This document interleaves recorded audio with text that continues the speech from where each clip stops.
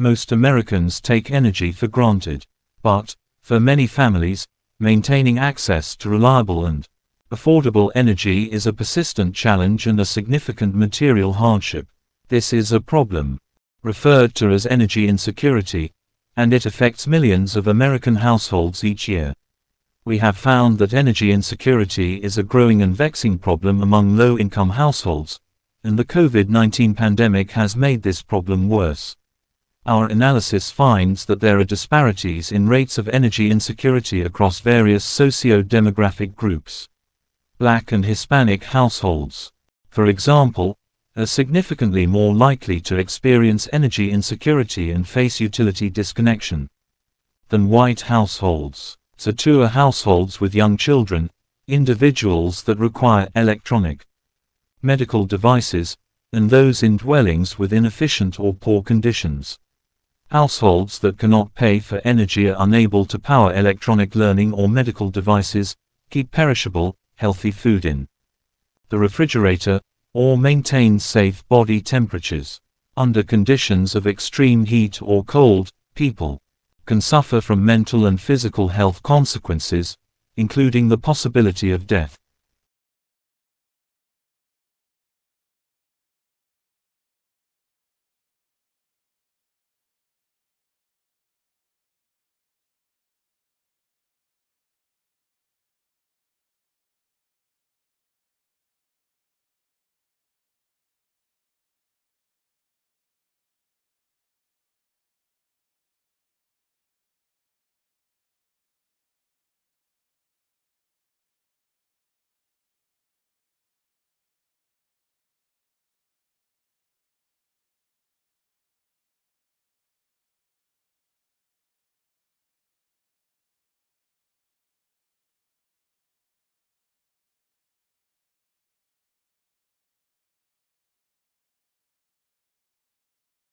When Tim Berners-Lee invented the World Wide Web, he surely didn't anticipate the children would end up becoming some of its main users. Most start using the internet at the average age of 3. And as recent research shows, children now spend more time playing and socializing online than watching television programs. Given this change in habits, it is not surprising that a recent House of Lords report has raised online safety and behavior as an important issue.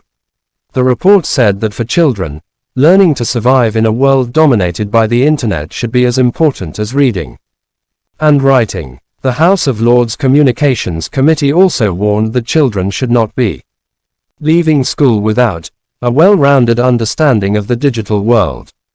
It also suggested that the government should think about implementing new legal requirements and a code of conduct companies would have to adhere to, which would help to bring the internet up to child-friendly standards. Of course, trying to rectify this lack of child-centered design is not an easy task, but one that requires the cooperation and goodwill of many sectors.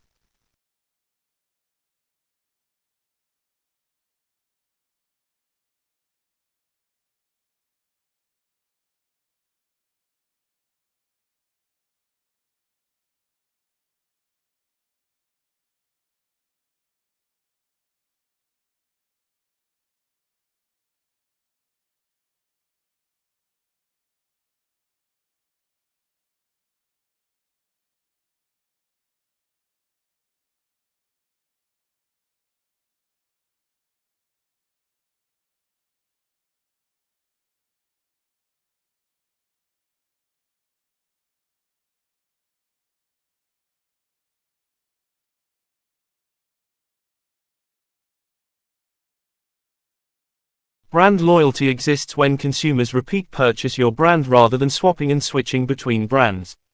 It is widely agreed that it is far more expensive to have to find a new customer than to keep existing ones happy, so brand loyalty is crucial for achieving high profit margins. For charities, it is important to set a marketing objective of improving brand loyalty. If existing donors can be persuaded to set up a direct debit to the charity, its cash flow will improve significantly. Although some brands stay fresh for generations, Marmite is over 100 years old, others become jaded due to changes in consumer tastes and lifestyles. At this point, the firms need to refresh the brand image to keep the products relevant to the target market. A clear objective must be set. For instance, what brand attributes do we want to create? What do we want the brand to stand for? This occurs when a firm aims to change a brand's image, so that the brand appeals to a new target market. 12 years into its life cycle, McVitie's decided to reposition its Hobnobs biscuit brand. Hobnobs had been positioned as a homely, quite healthy biscuit for middle-aged consumers. Research pointed McVitie's in a new direction, younger, more male, and less dull. So new packaging was designed and then launched in conjunction with a new, brighter advertising campaign. In 2013, Hobnobs sales were worth £36 million, 9% up on the previous year.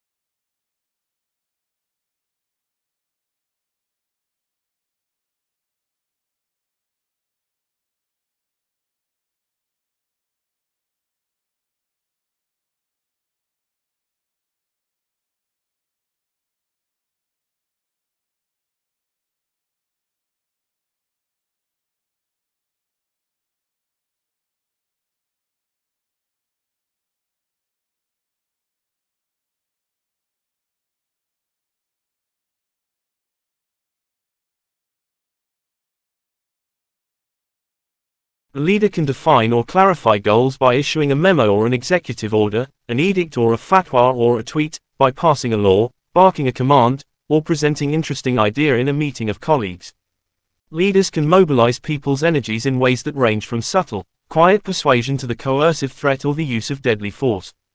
Sometimes a charismatic leader such as Martin Luther King Jr. can define goals and mobilize energies through rhetoric and the power of example. We can think of leadership as a spectrum, in terms of both visibility and the power the leader wields. On one end of the spectrum, we have the most visible, authoritative leaders like the President of the United States or the Prime Minister of the United Kingdom, or a dictator such as Hitler or Gaddafi. At the opposite end of the spectrum is casual, low-key leadership found in countless situations every day around the world, leadership that can make a significant difference to the individuals whose lives are touched by it. Over the centuries, the first kind, the out in front, authoritative leadership has generally been exhibited by men. Some men in positions of great authority, including Nelson Mandela, have chosen a strategy of leading from behind. More often, however, top leaders have been quite visible in their exercise of power. Women, as well as some men, have provided casual, low-key leadership behind the scenes.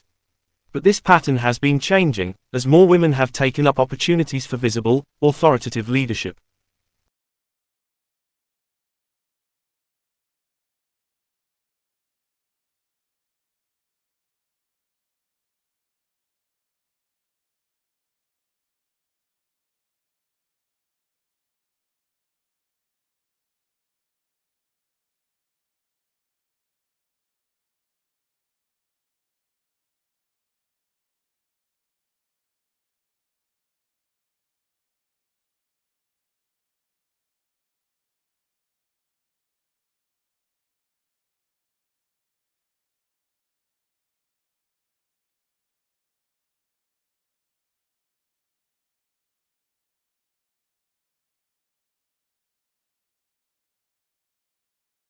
Many insecurities, fears, and doubts stem from lack of understanding or lack of knowledge about something. The more you understand and know about a situation, the more comfortable you will be, and thus the less power your shyness will have over you. Let's take for example the subject of public speaking. This is an activity that terrifies most people half to death, but only because most people don't have much knowledge about it. If you do some research and investigation, you'll come to learn that it's perfectly natural to be terrified of public speaking, and that almost every single person has the same fears and insecurities that you do. When you take it further and ask yourself why you are so terrified of this, you'll come to learn that you are scared of being judged, or of being laughed at. From there, you can go and read and learn about people who are good at public speaking, learn their tips and strategies. This way you are much more prepared because your knowledge on the subject is vast. As a result of this, your confidence will already be much higher than before, which might allow you to attempt public speaking when you join a club like Toastmasters. As you practice more, you will naturally become even more confident. This rule applies to any area where you feel insecure. Read and research as much about the topic as possible.